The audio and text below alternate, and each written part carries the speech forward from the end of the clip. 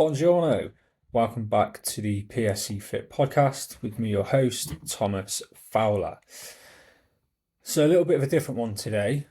I'm kind of just going to walk you through what's been the last 2.5 weeks. So, I'm just kind of coming off the end of a cholangitis flare up, and I just kind of wanted to share that with you all because I had some really nice comments and a lot of support really online on Instagram mainly because that's where I spend quite a lot of my time.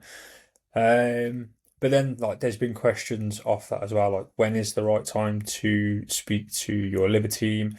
When should you go to the hospital? And yeah, I just want to kind of dig into that a little bit better, just hopefully to kind of help you, the listener. So my current state of affairs, I guess, my blood work shows that the infection is cleared, which is obviously great news. The big downside at the moment is I'm still in quite a significant amount of pain. Um, I'm in pain currently as I record. Um, but I would think maybe within the next 20-30 minutes my painkillers will kick in. But I wanted to record today kind of while I had a little bit more of a free sort of headspace. And the wife and kids have gone out for a couple of hours. So I just figured I'd try and jump on record now just before my afternoon sort of tanks. Because yeah, I kind of know that's what is going to happen. So if you have never had a cholangitis flare up and you're kind of, really new to everything with PSC, so you may be thinking, what is this upper right pain? So it's called right upper quadrant sort of pain. So just below your right rib cage, you will typically start to feel pain.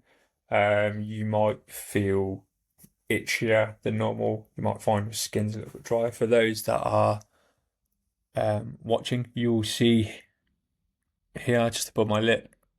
That's normally for me my biggest telltale. So there above my lip, in my mustache, that will get incredibly dry first.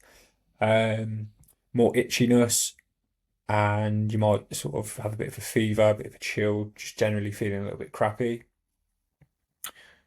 That would be the best point to contact your liver team just to try and advise them, and then they can then look to give you, the relevant support. In my case, I was given a course of antibiotics, a 7-day course of antibiotics. Unfortunately, the antibiotics I was prescribed, Comaxiclav, something along those lines, they always make me feel really crap. So it is kind of hard to differentiate the feelings of the flare up versus the feeling of the antibiotics. I have requested on a couple of occasions to not prescribe me them because of how crap they make me feel. But such is life, and they're the ones I always end up getting. I then went for an ultrasound scan. So I started the antibiotic on the Tuesday, I had the ultrasound scan on the Friday. It was either the Friday or the Saturday. And it had been a while since I had an ultrasound scan, so I forgot how brutal the I don't know what their professional term is, the scanners, the people that are scanning you, they can be quite brutal. They have to manhandle you, obviously, and they have to do a lot of digging and prodding and poking.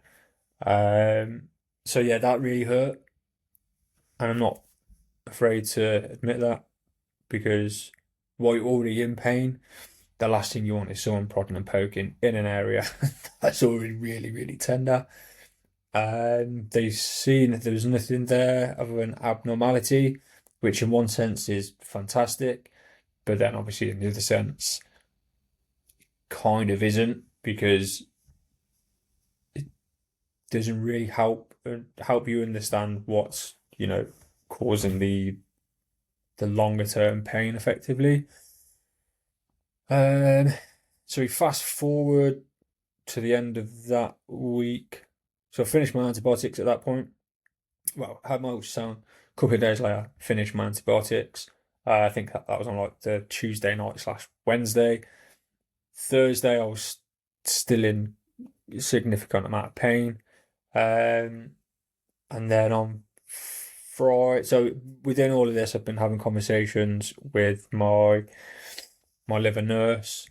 Um, she'd gone away and spoken to the liver doctors. Unfortunately, my normal liver doctor um, wasn't available. I don't know if she was busy with other things or if she was like out of office.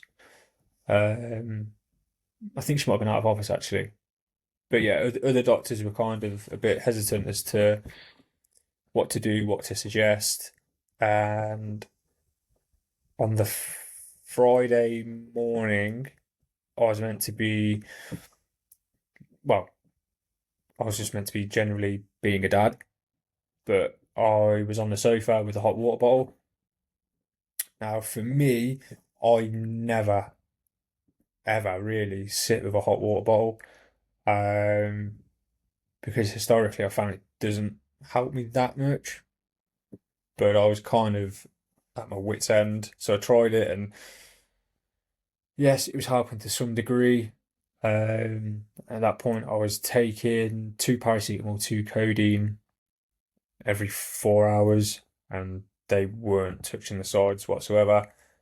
And then, after a lot of convincing from my wife, I got myself in an Uber and made my way to A&E, and it was quite weird because I kept telling myself, I'll wait for, so my liver nurse is called Sarah. I was like, I'll wait for Sarah to call me back, see what she says, and then I'll potentially go to A&E.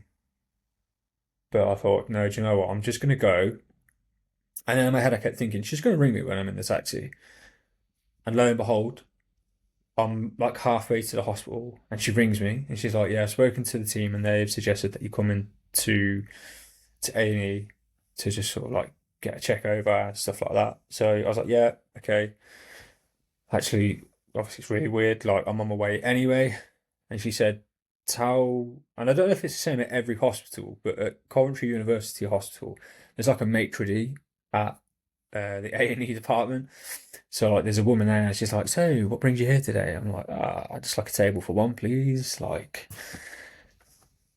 I wish that was actually the case. But no, she was like, obviously asked what was there. So I explained that I was in a significant amount of pain, blah, blah, blah.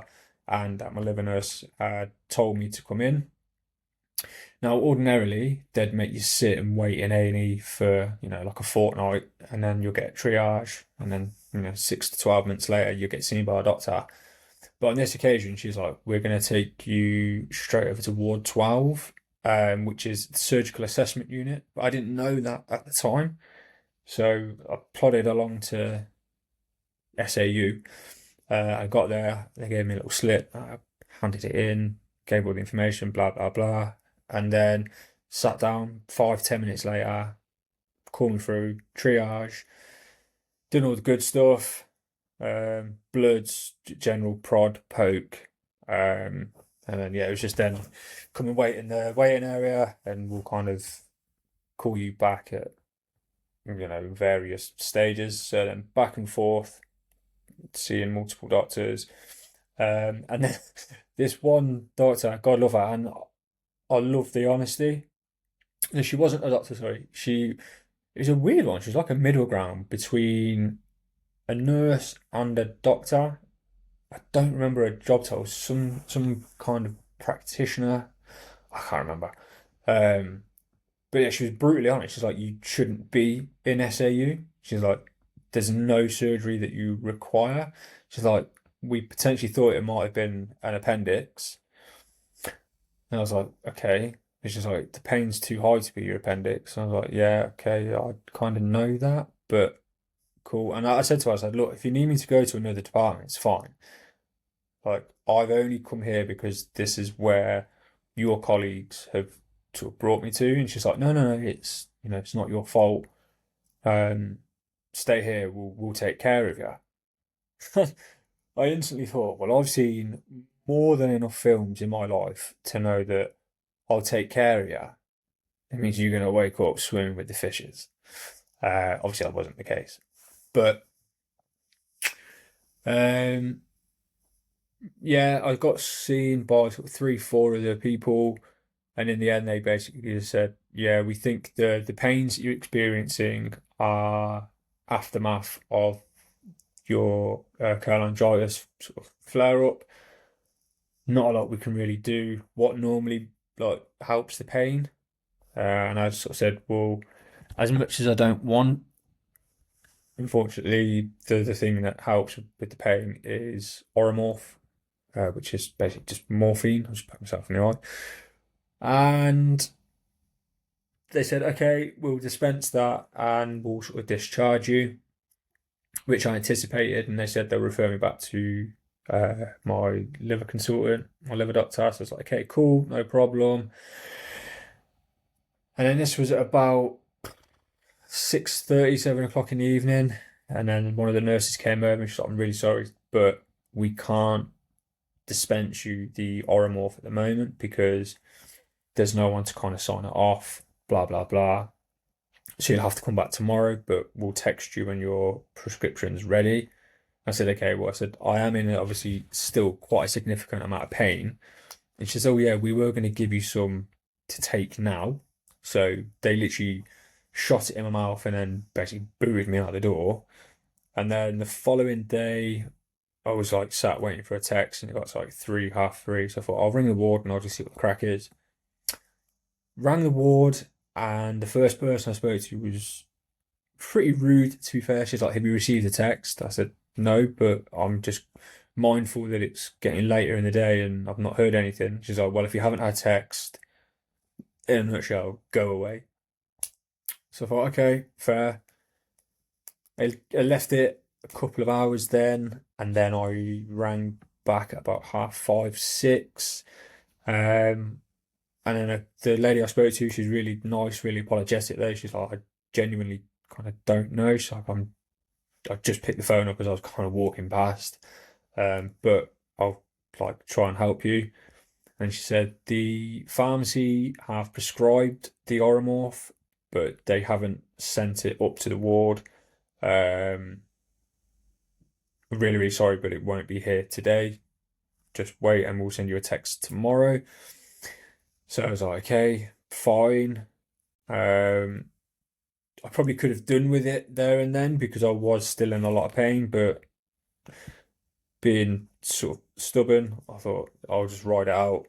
And then it came to about half 2, 3-ish on the Sunday. So I rang back and I said, look, I haven't had a text. I was meant to be getting it like this morning, blah, blah, blah. And the woman was like, yeah, let me go away and check. And she says, oh, yeah, it is here, Mr. Fowler. Sorry, we haven't to text you to confirm. Just come in whenever you're ready. So I went and got it. And the woman was like, oh, how come you didn't come and pick this up yesterday? I was like, because I was told it wasn't available. She says, oh, yeah, it come down at like lunchtime. I'm like, are you actually for real? But I wasn't rude, and I'm never rude to any of the NHS staff because they do a very, very good job with the resources that they have available. But I said, well, I expressed my frustration, but I would like to say in a professional manner, because it wasn't the nurse's fault that was in front of me that no one had communicated with me that it was ready, and she was obviously really apologetic. Um, but yeah, it's just a farce that the communication and the lack of resource and the lack of time that the NHS staff have is just awful. But yeah, that was on the Sunday, and then pretty much all of this week. Well, this will go out on the Tuesday, so all of the previous week, I've been in pain, and then Friday just gone, it had spiked up quite a lot to the point where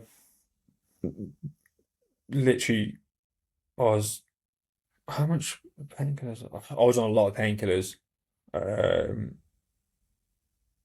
and yeah, I was just fit for nothing really. Considering I was going to try and record a pod on that day. Um, but then yeah, I had a letter come over from my consultant and basically just said, apologies that she wasn't available and I'm in pain, XYZ. But we're going to get an MRCP done so we can obviously try and understand if there's a blockage there, because although your bloods now show that you are kind of your flare-up's kind of gone, the pain also should have disappeared with it. So yeah, now we're gonna have an MRCP. Not sure when that will be, but yeah, that will hopefully help indicate if there is some form of blockage or something there that they can, investigate, and whether or not that means it has to be drained or whether or not, they look to put a stent or something in. We'll see. I'm just nervous. I don't know if that's the right word or not, but yeah, I'm quite apprehensive that we have the MRCP and it shows there's nothing there, because then that again does not really answer why I'm getting so much pain in the right upper quad, and like the itchiness and the dryness and everything else, which whenever you kind of look into more, that normally indicates that there is, an issue there with the bile ducts. So yeah, that's kind of that. Don't know when, like I said, I don't know when the MRCP will be, but yeah, that's kind of where I'm at the minute. And I think I've really gone off on a wild tangent there, because I wanted to sort of say when would be the right time for you to go and see your liver team and stuff if you're having a flare or if you think you're having a flare. But yeah, in a roundabout way, if you start experiencing any of those, the right upper quadrant pain, the yellowing of the skin, I didn't mention that, the yellowing of the skin, the yellowing in the eyes, so any kind of jaundice, fever, and then the opposite, chills, generally feeling crap, feeling run down. Yeah, that would be, the optimal time to speak to your liver team and seek the relevant support, and probably not prevention, because you probably would be in the flare up at that point. So just getting the relevant treatment. So yeah, that is enough of me waffling on. I hope that helped in some way. And yeah, like I said, I always just like to share where things are with me, with my PSC journey, because it's never unique to each individual. And yeah, if you want to chat a little bit more about maybe your PSC, your story, I am going to be looking at taking some guests on over the coming weeks and months. So yeah, if you'd like to come on and share your story with, how things are with you and your PSC, please just shoot me a message. All the contact links and stuff will be down below in the show notes. And yeah, subscribe, like, share, all that good stuff. And until next week, catch you later. Peace.